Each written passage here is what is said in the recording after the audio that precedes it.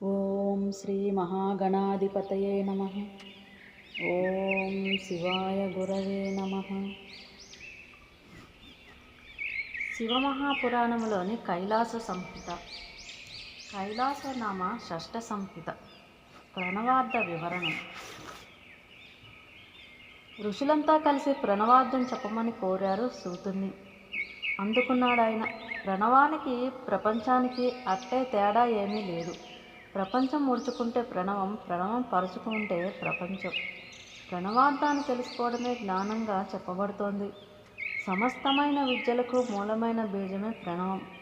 పరముడు ఓం అనే ఏకాక్షరమందే నివసిస్తాడు. గుణత్రయ సంబంధం చేత పదార్థమంతా కూడా ప్రణవార్థమే అవుతుంది. ఇంతెందుకు, శివుడే ప్రణవం, ప్రణవమే శివుడు.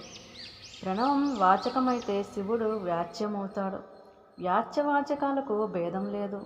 బ్రహ్మజ్ఞానులు ప్రణవాన్నే శివుడుగానో లేదంటే శివుణ్ణే ప్రణవంగానో భావించి ధ్యానం చేస్తూ ఉంటారు. కాశీలో అవసాన దశలో ఉన్నవారి చెవులో ఆ శివుడు బోధించేది ఈ ప్రణవాన్నే. తృణం మొదలు బ్రహ్మ పర్యంతం వరకు గల జీవకోటి సమస్తానికి కూడా ప్రాణము వంటిది కావటం చేత ఇది ప్రణవం అనబడుతోంది. పంచాక్షర సమన్వితమైన జాపకులకు మోక్షమును ప్రసాదిస్తోంది. అకార ఉకార మకారములు చివరిలో నాదము ఉంటాయి. ఆ ఉ మాలు మూడు మాత్రలు. బిందునాదములు అర్ధమాత్ర యొక్క ప్రభావాన్ని చెప్పడం ఎవరి వల్ల అయ్యే పని కాదు. అకారం రజోగుణాశ్రిత అధిష్టాత చతుర్ముఖుడు. ఉకారం పురుషరూపం తమోగుణాశ్రితం. అధిష్టాత విష్ణువు. మకారం బీజసంపన్న పురుషరూపం తమోగుణాశ్రితం. అధిష్టాన దేవత మహాదేవుడు. ఇక బిందువు మహేశ్వరుణ్ణి, నాదం పరముణ్ణి ఆశ్రయించుకొని ఉంటాయి. అదేవిధంగా అకారంలో సజ్జోజాతుణ్ణి, ఉకారంలో వామదేవుణ్ణి, మకారంలో అఘోరుణ్ణి, బిందువుల తత్పురుషుణ్ణి, నాదంలో ఈశానుణ్ణి తెలుసుకోవాలి. వామదేవ జనితాలైన 13 కళలు ఉకారంలోనూ, అఘోరమూర్తి కృతకళాష్టకం మకారంలోనూ ఉంటాయి. తత్పురుష సంజాతాలైన కళలు 4 బిందువులలోనూ, ఈశాన కళలు 5 నాదంలోనూ ఉన్నాయి. మంత్రం, యంత్రం, దేవత, ప్రపంచం, గురుడు, శిష్యుడు అనే ఈ 6 షట్పదార్థాలు అనబడినవి 5 అక్షరాల కలయిక గల మంత్రమే యంత్రం అవుతుంది. యంత్రమే దేవతారూపం. ఆ దేవతయే ప్రపంచం. ప్రపంచ స్వరూపుడు గురువు. గురువుకు శరీరం శిష్యుడు. మానవ శరీరంలోని లేదా సాధకుల శరీరంలోని ఆధార చక్రములో అకారము, మణిపూరకంలో ఉకారము, హృదయంలో మకారము, విశుద్ధ చక్రంలో బిందువు, ఆజ్ఞాచక్రంలో నాదము విరాజిల్లుతుంటాయి. ఈ 5ంటిని మించిన శక్తి విశిష్టుడైన శివుడు సహస్రారంలో భాసిస్తూ ఉంటాడు. ఎటువంటి మినహాయింపులు లేని వైరాగ్యం చెందినవాడే ప్రణవ స్వీకారానికి అధికారి అవుతాడు. అటువంటి వాడు బ్రహ్మచర్యం, అహింస, భూతదయ, సత్యం, ఆస్తేయం, పరిశుభ్రత, సదాచారం ఇత్యాది నియమాలు పాటిస్తూ భస్మ రుద్రాక్ష ధారణ వ్రతావలంబనుడై ఉండాలి. ఇవి సమకూడినప్పుడు శివభక్తమయుడు, సర్వశాస్త్రార్థవేత్త, వేదాంత జ్ఞాని, సమయోచిత వివేకి అయిన వారిని గురువుగా ఎంచుకొని వారికి సాష్టాంగ ప్రణమాదులు ఆచరించి ప్రసన్నులను చేసుకోవాలి. శివుడికి గురువుకి భేదం లేదనే నిశ్చయంతో జిజ్ఞాసను గురువు యొక్క అనుమతి ప్రకారం 12 రోజుల పాటు ఒకసారి మాత్రమే ఆహారం స్వీకరిస్తూ బ్రతకాలి. అనంతరం సముద్ర తీరాన కానీ, నదీ తీరాన కానీ, సర్వతాగ్రాన కానీ, శివాలయాన కానీ శుద్ధ పంచమి లేదా ఏకాదశి తిథి గల నాడు ప్రాతస్నానం చేసి నిత్యకర్మలు ముగించుకొని గురువును ఆహ్వానించి నాంది శ్రాద్ధం చేయాలి. అటు తర్వాత బాహుమూలాలు, పాదమూలాలు విడిచి తక్కిన సర్వాంగాలు చక్కగా క్షౌరం చేయించుకోవాలి. పునఃస్నానం చేసి పేలపిండిని పాలతో కానీ మజ్జిగతో కానీ స్వీకరించాలి. తిరిగి సాయంకాలం సంధ్యోపాసనాదులు ముగించి సాయంకాలం ఔపాసనం పూర్తి చేసి శివుడిగా భావించబడిన గురువుకు మహాదక్షిణ సమర్పించాలి. తనదైన వేదశాఖానుసారంగా అగ్ని రగిల్చి ప్రాజాపత్యేష్టిని చేయాలి. పురుష సూక్త మంత్రంతో అగ్నిలో ఆహుతులు వేయాలి. శిష్టకృత హవనం చేయాలి. అనంతరం దర్భలు, జింకతోలు, పట్టుబట్టతో ఏర్పరిచిన ఆసనంపై కూర్చొని తెల్లవారేదాకా గాయత్రీ మంత్రం జపించాలి. మన్నాడు ఉదయం స్నానాదులు ముగించి పురుష సూక్తంతోనూ విరజా మంత్రాలతోనూ హవనం చేసి హోమశేషాన్ని ముగించి అగ్నిని ఆత్మారోహణం చేసుకొని ప్రాతఃసంధ్యను ఆచరించాలి. పెళ్ళాం, పిల్లలు, డబ్బు అనే 3 లాలసతలను వదిలివేయాలి. తలపై వెంట్రుకలు లేకుండా ముండనం చేయించుకోవాలి. జంధ్యం తీసివేయాలి. మొలత్రాడు కూడా తెంపేయాలి.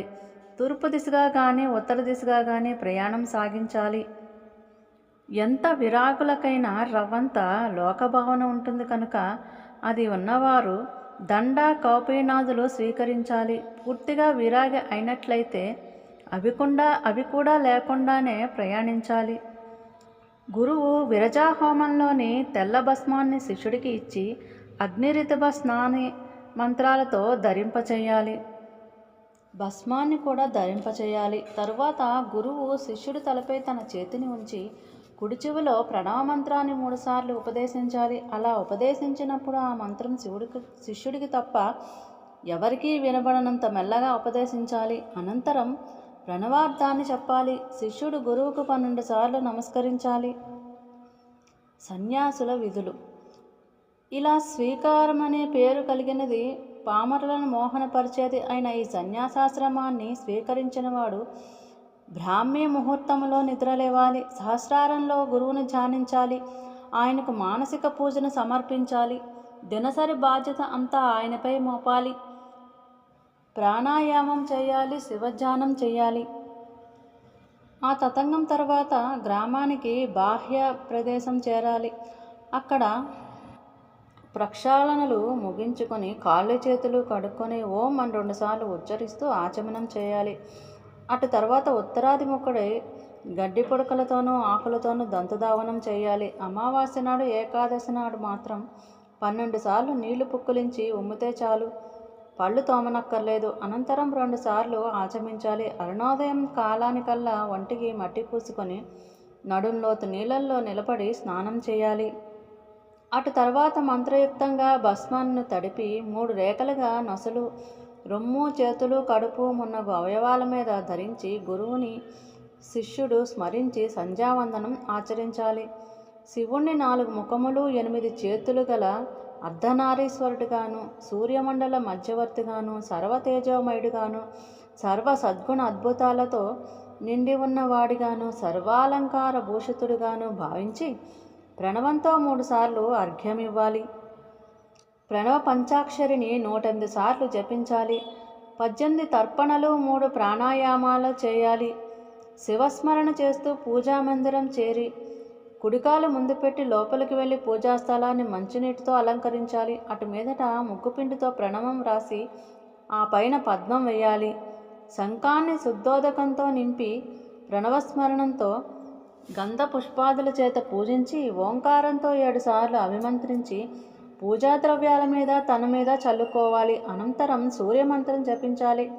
ఈ సౌరమంత్రానికి ఋషి దేవభాగుడు, ఛందస్సు గాయత్రీ దేవత, సూర్యాంతర్వాహి అయిన మహేశ్వరుడు. హ్రాం హ్రీం హ్రూం హ్రౌం హ్రోం. హ్రౌం కానీ హహ కానీ 6 అక్షరాలతో కరాంగన్యాసాలు చేసి కాలాగ్ని రుద్రుని, ఆధార శక్తిని, అనంతుని, పృథ్విని, రత్నదీపాన్ని, మణిమయ గృహాన్ని, రత్నపీఠాన్ని భావించాలి. ధర్మ, జ్ఞాన, వైరాగ్య, ఐశ్వర్య, సత్వ, రజ, స్తమో గుణాలను, బ్రహ్మ విష్ణువులను కమల దళాలుగాను, రుద్రుణ్ణి కన్నికారం అనగా ఆత్మగాను భావించాలి. వామార్థంలో దేవితో జపమాల పాశం, మంచపు కోడు కపాలం, అంకుశం, కమలం, శంఖం, చక్రం అనే వాటిని 8 చేతుల్లో ధరించి 4 ముఖాలు 12 నేత్రాలతో విరాజులుతున్నవాడిగా భావించాలి. తదితర దేవతా భావనాదులు కూడా ముగించుకొని రాగిపళ్ళ నిండా మంచినీళ్లు పోసి అందులో సుగంధ పుష్పాదులు వేసి మోకాళ్ళపై కూర్చొని కనుబొమ్మల వరకు లేవనెత్తి మంత్రపూర్వంగా అర్ఘ్యం సమర్పించాలి. నమః శివాయ సాంబాయ సగణ యాదిహేతయే రుద్రాయ విష్ణవే తుభ్యం బ్రహ్మణే చ త్రిమూర్తయే. అనే మంత్రంతో సూర్యుడికి నమస్కరించాలి. పునఃపరిశుద్ధుడై విభూతి రేఖలు ధరించి పంచోపచారాలతో గురుపూజ చేసి ఓం శ్రీయే నమః అని నమస్కరించుకోవాలి. గణపతికి, దుర్గాదేవికి, క్షేత్రపాలకులకి దోసిలి ఒగ్గి ఓం అస్త్రాయ ఫట్ అనుకోవాలి. అపసర్పంతు ఇత్యాది శ్లోకాలు చదువుకొని కుడికాలి మడమతో 3 సార్లు నేలను తాడించాలి. విఘ్నాలు దూరం కావటం కోసం 3 సార్లు కరతాళ ధ్వని చేయాలి. విఘ్నాలన్నీ ఆకాశగతాలైనట్లు భావించి అటు చూసి కూర్చొని ప్రాణవాయువుని పట్టాలి. హంస మంత్రం ఉచ్చరించాలి. హృదయం గత జీవాత్మను సహస్రారంలోని పరమాత్మతో ఏకీభవింపచేసి సహస్రార కమలంలోని అమృత ప్రవాహంలో తడపబడిన వాడే సోహం అనుకోవాలి. అలా అనుకుంటూ సహస్రారగతమైన జీవాత్మను విడదీసి హృదయ కమలంలోనికి దింపి పంచప్రాణాలను నెలకొల్పి శంకరుణ్ణి స్మరిస్తూ హృదయం గతవాంఛల్ని పరిహరించాలి. ప్రణవానికి ఋషి బ్రహ్మ, ఛందస్సు గాయత్రి, దేవత పరమాత్మయైన సదాశివుడు. అకార బీజం ఉకారం శక్తి, మకారం కీలకం, మోక్షార్థం వినియోగం. ఓం నమః అని కరాంగన్యాసాలు చేసుకోవాలి. అకారం బ్రహ్మస్వరూపంగాను, ఉకారం విష్ణు స్వరూపంగాను, మకారం రుద్రస్వరూపంగాను భావించుకోవాలి. ప్రత్యేక శివపూజ విధి. యతులు శివపూజ చేసేటప్పుడు ముందుగా గణపతిని రక్తాభుడుగా, మహాకాయుడుగా, సర్వాభరణ భూషితుడిగా, పాశాంకుశ వరదాభయ ముద్రలు దాల్చిన వాడిగా, గజవదనుడిగా, సర్వ విఘ్న నాశకుడిగా ధ్యానించాలి. గంధ పుష్పాదులు, కదలి ఫల నారికేళాదులు అర్పించుకోవాలి. అనంతరం స్కంద గాయత్రిని జపిస్తూ కుమారస్వామిని ఉదయిస్తున్న బాల భాస్కరుడిలాగాను, మయూరవాహనుడిలాగాను, చతుర్భుజుడుగాను, వరదాభయహస్తుడు, శక్తి కుక్కుటదారి, కిరీటమొకటాది మండితుడిగాను ధ్యానించి గంధార్జోపచారాలు చేయాలి. ఆ పెదప అంతఃపురాధికారి అయిన నందీశ్వరుణ్ణి మేరు సమానుడిగాను, సౌమ్యుడు, చతుర్భుజుడు, త్రినేత్రుడు, ఛద్రధారి, త్రిశూలపాణి, హరినటంకం, బంగారు బెత్తం పట్టుకుని ఉన్నట్లుగా ధ్యానించాలి. ఆయన కుడివైపున మరుత్తుల పుత్రిక అయిన సుయస అమ్మవారి పాదాలంకరణ నిపుణిగా భావించి గంధ పుష్పాదులతో పూజించాలి. అటు తర్వాత సజ్జోజ్జాతాది పంచబ్రహ్మ మంత్రాలతోనూ శివధ్యానం చెయ్యాలి. ఆ పిదప స్వామివారి వామభాగాన అమ్మవారిని భావించి ప్రణవపూర్వకంగా గౌరీమిమాయ ఇత్యాది మంత్ర పఠనం చెయ్యాలి. ఆమెను ధ్యానించాలి. ఆ పిదప శక్తి శివాత్మకమైన లింగానికి సజ్జోజ్జాతం ప్రపజ్జామి అంటూ ఆసనాన్ని, సజ్జోజ్జాతాయవై నమః అంటూ పాద్యాన్ని, భవే భవే నాతి భవే మంత్రంతో అర్ఘ్యం, భవోద్భవాయ నమః ఉచ్చరిస్తూ ఆచమనీయం, వామదేవాయ నమః అంటూ శుద్ధోదక స్నానం, జ్యేష్ఠాయ నమః అని వస్త్రం, శ్రేష్ఠాయ నమః అని యజ్ఞోపవీతం, రుద్రాయ నమః అని విభూది, కాలాయ నమః అని మంచి గంధం, కల వికరణాయ నమః అని శుభ్రక్షతలు, బల వికరణాయ నమః అని మారేడు పత్రి పూలు, బలాయ నమః అని ధూపం, బల ప్రమదనాయ నమః అంటూ దీపం, సర్వభూత దమనాయ నమః అంటూ నైవేద్యం, మనోన్మనాయ నమః అంటూ తాంబూలాన్ని, అఘోరేభ్యః ఇత్యాది మంత్రపుష్పం, ఈశాన మంత్రంతో నమస్కారం సమర్పించుకోవాలి. పంచావరణ పూజ. శివభక్తుడైన యతి ప్రథమావరణంలో గణపతి, కుమారస్వామి, సజ్జోజ్జాత, వామదేవ, అఘోర, తత్పురుష, ఈశాన పంచబ్రహ్మార్తులను పూజించాలి. ద్వితీయావరణంలో అనంత సూక్ష్మ శివోత్తమ ఏకనేత్ర ఏకరుద్ర త్రిమూర్తి శ్రీకంఠ శిఖండీసులను ఆరాధించాలి. మూడవ ఆవరణలో భవసర్వ, ఈశాన, రుద్ర, పశుపతి, ఉగ్ర, భీమ, మహాదేవులనబడే అష్టమూర్తులను అర్చించాలి. చతుర్థావరణంలో విష్ణుమూర్తిని, వాసుదేవుణ్ణి, అనిరుద్ధుణ్ణి, సంకర్షుణ్ణి, బ్రహ్మదేవుణ్ణి, హిరణ్య గర్భుణ్ణి, విరాట్ పుష్కర కాలాలను సేవించాలి. పంచమావరణంలో లోకపాలకులను, ఖడ్గ పాశాంకుశ శపినాక విజయ వజ్రాయుధ పరశు బాణాలను, క్షేత్రపాలుడిని కొలుచుకోవాలి. నిత్యారాధన. ఇక ఆశ్రమ స్వీకార దినాన గురువు నుండి స్ఫటికలింగాన్ని స్వీకరించి దానిని నిత్యం ఆరాధించుతూ ఉండాలి. చతుర్మాస్యం మొదలైన పర్వకాలాలలో ఏకాదశ రుద్రాభిషేకాది విశేష విధానములో అర్చించవలసి ఉంటుంది. పూజానంతరాన చండీశ్వరుడి కోసం ప్రత్యేకంగా శివ నిర్మాల్యం తీసి ఈశాన్య దిశ యందు ఉంచాలి.